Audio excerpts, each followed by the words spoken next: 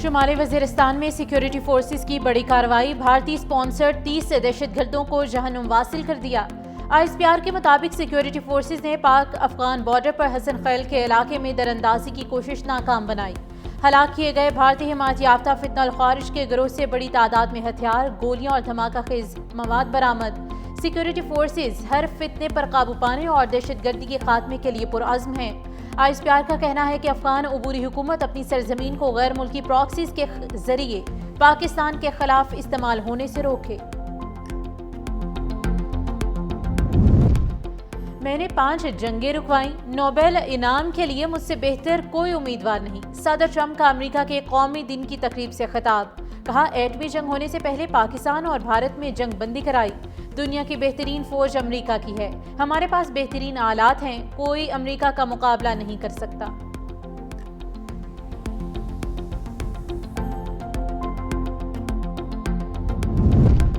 वज़ीर-ए-आज़म शहबाज शरीफ ECO सरबराह इजलास में शिरकत के लिए शोशा कारा बाग पहुँच गए।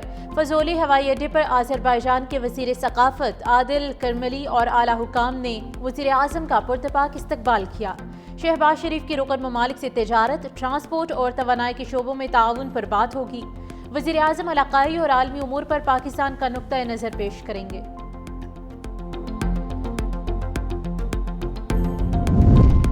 रेलवे किराए फिर बढ़ गए, एक्सप्रेस और मुसाफिर ट्रेनों के किरायों में 2% इजाफा। महकमे रेलवे ने 1 माह के दौरान दूसरी बार किराए बढ़ाए। 18 जून को भी मुसाफिर और माल बरदार ट्रेनों के किरायों में इजाफा किया गया था।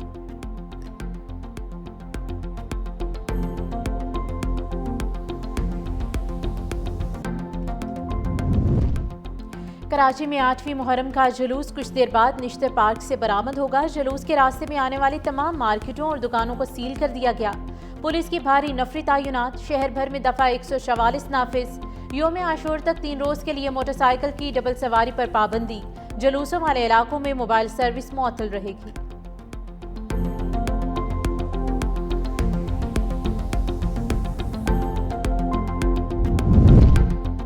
लाहौर में 2 मुख्तलिफ मुकाबलों में 3 डाकू हलाक। CCD कोतवाली का थाना शफीकाबाद की हदूद में मुबैना मुकाबला। जेर हिरासत 2 मुल्जिमान साथियों की फायरिंग से मारे गए। हलाक डाकुओं में नौरेज भट्ट और मोहसिन उर्फ दानिश शामिल। काहना में भी CCD के साथ मुकाबले में एक डाकू साथियों की फायरिंग के जद में आकर मारा गया।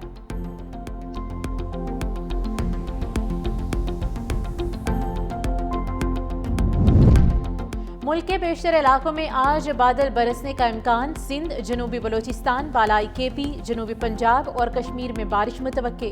इस्लामाबाद में तेज हवाओं और गरज चमक के साथ बारिश का इम्कान। पेशावर, एबटाबाद, दीर, सवात, मालाकंड, शांगला, बडग्राम और नौशहरा में बारिश का इम्कान। मरी, गलियात, रावलपिंडी, जेहलूम, अटक, गुजरात, सियालकोट, लाहौर, कसूर, शेखुपुरा और बहावल नगर में भी बादल बरसेंगे।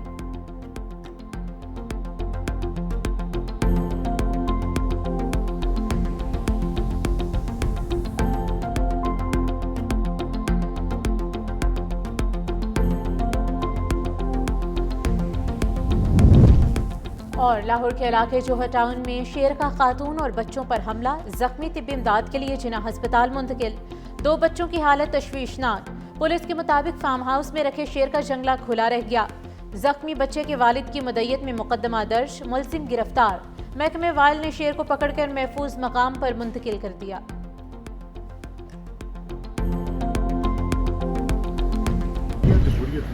अगर आप उसके अंदर वल्गैरिटी लाते हैं तो ये जमहूरियत दुश्मनी है। और फिर ये कहते हैं कि ये 45-47 का झगड़ा, टोटल 37 पिटिशन है तुम्हारी और उसमें से 12 तुम्हारे खिलाफ। अगर आपको इतराज़ है तो माता है इसमें बैठे ना। I will not allow this to happen in my house. जो लोग अपने आइन की पासदारी हल्फ की नहीं कर सकते, राइट, उनको उस हाउस का रुकन जिसको उन्होंने हल्फ उठाए रहने का कोई हक नहीं। आइन की खिलाफ वर्जी की किसी सूरत बर्दाश्त नहीं की जाएगी। आइन से मुनहरिफ होने पर आइन में नाअहली वाजिब तस्वुर की गई है।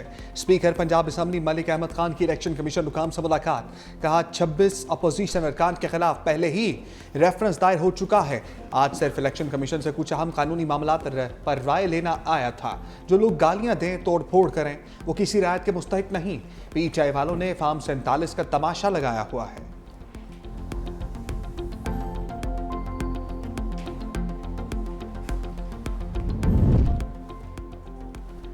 पीटीआई का मुनहरिफ अरकान के खिलाफ रेफरेंस भेजने का फैसला। पीटीआई के रहनुमा असद कैसर ने कहा कि जिन 4 अरकान ने 26वीं आईनी तरमीम में वोट दिया उनके खिलाफ सिफारिशात मुरतब की हैं। ये अरकान पीटीआई के टिकट पर जीते थे और उन्होंने कुरान पर हल्फ उठाकर पार्टी से वफादारी का अहद किया था। जल्द रेफरेंस स्पीकर को भेजा जाएगा। देखते हैं वो क्या कार्रवाई करते हैं। मुनहरिफ अरकान में चौधरी उस्मान अली, मुबारक ज़ेब, औरंगज़ेब खिच्ची और ज़ुहूर कुरैशी शामिल हैं।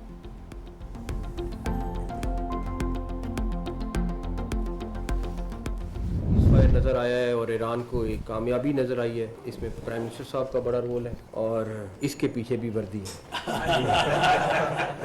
भारत ने एक बेस के ऊपर तकरीबन 11 के करीब मिसाइल फायर की। आप यकीन करें, एक भी मिसाइल किसी जहाज़ को या किसी को नुकसान, कोई बेस के आगे गिरा, कोई बेस के पीछे गिरा, कोई बेस के साइड। आर्मी चीफ उस वक्त बिल्कुल सॉलिड खड़े हुए थे, कोई उनको परेशानी नहीं थी और बिल्कुल क्लैरिटी के साथ थे कि इन्होंने हमारे पे हमला किया तो ये उससे 4 गुना ज़्यादा भुगतेंगे और उन्होंने भुगता। ईरान इसराइल सीज़ फायर के पीछे भी वर्दी है। जंगबंदी में वज़ीर आज़म शहबाज शरीफ का अहम किरदार था। वफाकी वज़ीर दाखिला मोहसिन नकवी के उलमा कराम के साथ प्रेस कॉन्फ्रेंस। वफाकी वज़ीर ने कहा, भारत के खिलाफ जंग में अल्लाह की गैबी मदद पाकिस्तान के साथ थी। भारत ने हमारी एक एयरबेस पर 9 से 11 मिसाइल फायर किए, लेकिन कुछ मिसाइल बेस से पहले और कुछ आगे जाकर गिरे। किसी मिसाइल से पाकिस्तान के किसी जहाज या एयरबेस को नुकसान नहीं पहुंचा। आर्मी चीफ सीना तान कर खड़े थे, उन्हें कोई परेशानी नहीं थी। जब पाकिस्तान ने जवाबी हमला किया, हमारे तमाम मिसाइल निशाने पर लगे।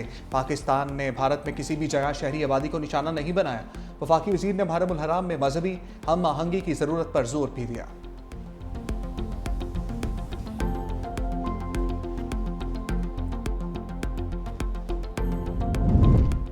ख्वाजा आसिफ की तनकीद पर स्पीकर कौमी असम्बली सरदार अय्याज सादिक का इजाफी तनख्वाह लेने से इनकार। वज़ीर आज़म के नाम खत भी लिख दिया। स्पीकर ऑफिस ज़राए के मुताबिक सरदार अय्याज सादिक ने लिखा, मेरा तनख्वाह से कोई ताल्लुक है, ना ही दिलचस्पी है। तनख्वाह बढ़ाने का फैसला वज़ीर आज़म और वफाकी काबीना का इख्तियार है। बेशक मेरी तनख्वाह ना बढ़ाएं, मेरा कोई मुतालबा नहीं है। अय्याज सादिक ने ख्वाजा आसिफ के इल्ज़ामात का जवाब देने से भी गुरेज किया। स्पीकर की तनख्वाह में इजाफे के मुतालिक हतमी फैसला अब वज़ीर आज़म करेंगे।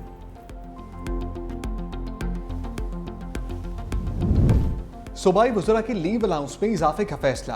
पंजाब हुकूमत का वज़रा, स्पीकर और डिप्टी स्पीकर का लीव अलाउंस तनख्वाह के बराबर करने का फैसला। पंजाब के अवामी नुमाइंदों के कवानीन का तरमीमी बिल सूबाई असम्बली से मंजूर। तरमीमी बिल के तहत Punjab minister salary allowance privilege act में तरमीम की जाएंगी। तरमीम के बाद छुट्टी पर तनख्वाह की कटौती नहीं होगी। सूबाई वज़रा को 9,60,000, स्पीकर को 9.5 लाख और डिप्टी स्पीकर को 7,75,000 रुपये मिलेंगे।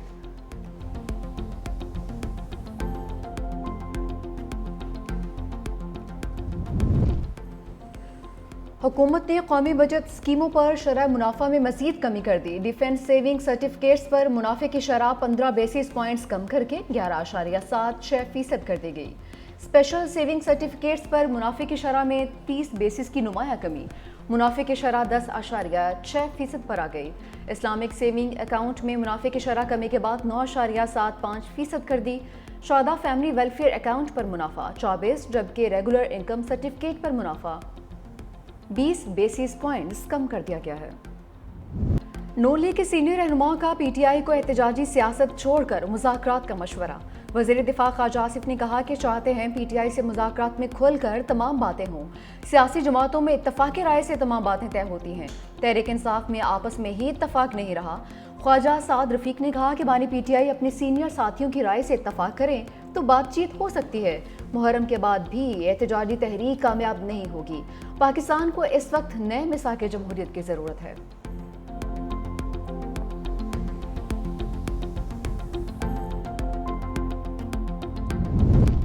बानी पीटीआई ने कहा, उनसे बात करें जिनसे ट्रंप बात कर रहे हैं। हुकूमत से बात करने का कोई फ़ायदा नहीं क्योंकि उनके हाथ में कुछ नहीं। अलीमा खान की मीडिया से गुफ्तगू, कहा अवाम 17 सीटों वाली हुकूमत के साथ नहीं। बानी पीटीआई को तन्हाई में डालकर माइनस करने की कोशिश की जा रही है। हज़ारों लोगों पर कभी एक साथ इतने केसेस नहीं हुए, लेकिन मुश्किल वक्त गुजर जाएगा।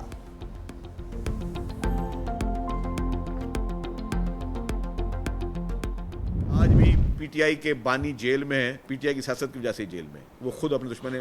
अली अहमद गंडापुर को या पीटीआई को अपोजिशन की जरूरत नहीं है, वो खुद अपनी अपोजिशन खुद है। जमात इस्लामी की हमेशा यही एक पॉलिटिक्स रही है कि जमात इस्लामी ने कभी जिंदगी में जो है वो कोई काम नहीं किया सिवाय तनकीद के, मुजाहरों के और मसलों के। 93,118 टीचर्स को अभी भर्ती किया है। पाकिस्तान की हिस्ट्री में सबसे बड़े में बड़ी भर्ती हुई है कि 93,000 लोगों को एक साथ भर्ती किया गया है।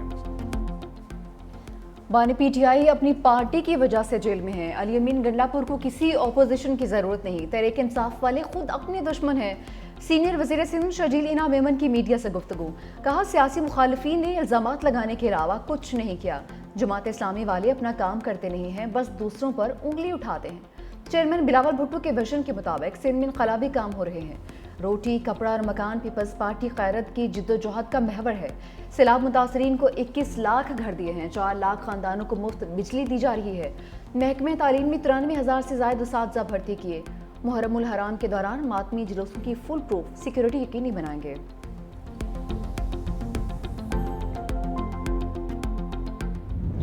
होगी, सजा होगी उसको। बाकी जो रिक्रूटमेंट कैंपेन है वो विकास बोर्ड होगी। कोई भी एग्जामिनेट नहीं है, चाहे जितना ताकतवर भी है, जिसने रिक्रूटमेंट की है वो सारे के सारे रिक्रूटमेंट खत्म की जाएगी, सिर्फ सवाल पे नहीं की जाएगी। फैसल करीम कुंजी काउंसलर की सीट नहीं जीत सकते, हमारी हुकूमत खत्म करने की बात कर रहे हैं। वज़ीर आला खैबर पख्तूनख्वा अली अमीन गंडापुर ने गवर्नर केपी को तनकीद का निशाना बना दिया। कहा सानह इस बात में जिस की कोताही होगी उसे सजा दी जाएगी। कहा कोई कितना भी ताकतवर क्यों ना हो, सजा से बच नहीं सकेगा। तजावुज़ात को हर सूरत ख़त्म किया जाएगा।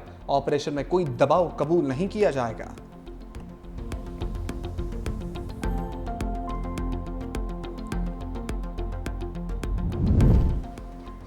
तहरीक इंसाफ के रहनुमा असद कैसर की सऊदी सफ़ीर नवाफ बिन सईद अल मालकी से मुलाकात। दो तरफ़ा ताल्लुकात, खिते की मजमूई सूरत हाल और बाहमी दिलचस्पी के अमूर पर तबादला ख्याल।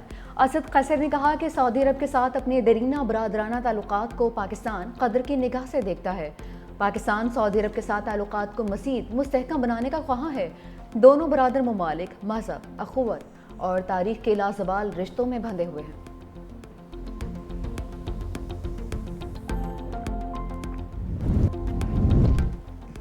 पेशावर हाईकोर्ट का सानिया सवात में गफलत बरतने वालों का जल्द अज जल्द तायुन करने का हुक्म। चीफ जस्टिस पेशावर हाईकोर्ट ने इस्तफसार पर चेयरमैन इंस्पेक्शन टीम ने बताया सवात का दौरा किया है, तहकीकात में मुख्तलिफ महकमों की कोताही सामने आई है। जस्टिस फ़हीम वली ने पूछा एमरजेंसी रिस्पॉन्स के क्या इंतजामात हैं, खुदा न खास्ता कुछ हो जाए तो क्या ड्रोन फौरी रिस्पॉन्स मुमकिन है। कमिश्नर हज़ारा ने बताया कि ड्रोन्स लाइफ जैकेट्स पहुँचा सकते हैं। चीफ जस्टिस का ड्रोन्स को टेस्ट करने का हुक्म।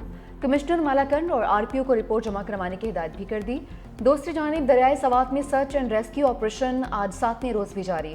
रेस्क्यू टीम ने फजाघट से लंडाके के दौरान दरिया के मुख्तलिफ हिस्सों में सर्च ऑपरेशन किया। सियालकोट से ताल्लुक रखने वाला नौजवान अब्दुल्ला ताहाल लापता है।